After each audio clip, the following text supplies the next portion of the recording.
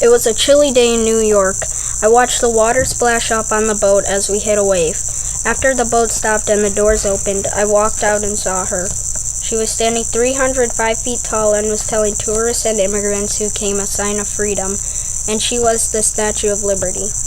I was in New York with my Aunt Nicole, Uncle Joe, my mom, and Hayden and Riley, my cousins.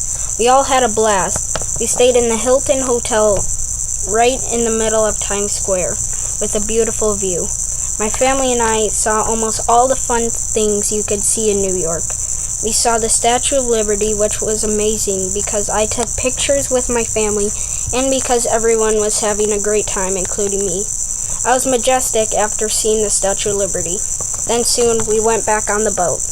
We were arriving to the destination where I had no idea where we were going, and then suddenly I saw a huge red and orange building coming up, and I realized we were at Ellis Island.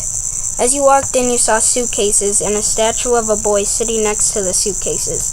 Suddenly I noticed the suitcases were real and were the belongings of the immigrants. We went to the counter, paid, and got headphones and a device that told you about every section you went into. First, we had to go down a staircase to get to the rooms. When we were going through the rooms, they all had a different story.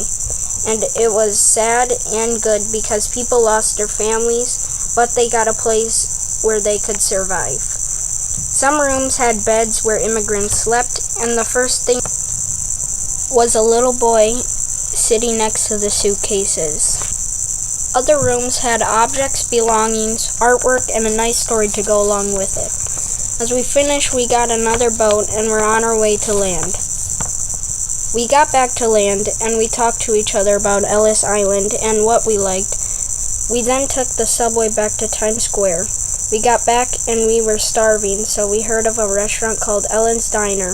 We walked in and they had balcony seating and ground level seating, so we decided to go up top. As we ordered, they started playing music that you wouldn't somewhat normally hear in a restaurant. So we were curious, and then soon realized that the waiters were singing. My whole family was really surprised, and they sang really good. After dinner, we got dessert, and I had the best milkshake. There were signs when we walked in the restaurant, so I got a vanilla milkshake, and I have to admit, that was the best milkshake I had ever had. We had to bring our milkshakes with, but then we walked back to our hotel. As we arrived to our hotel, we went upstairs and went to bed. The next day we went to the 9/11 memorial, and it was very sad. We saw a real destroyed fire truck from 9/11.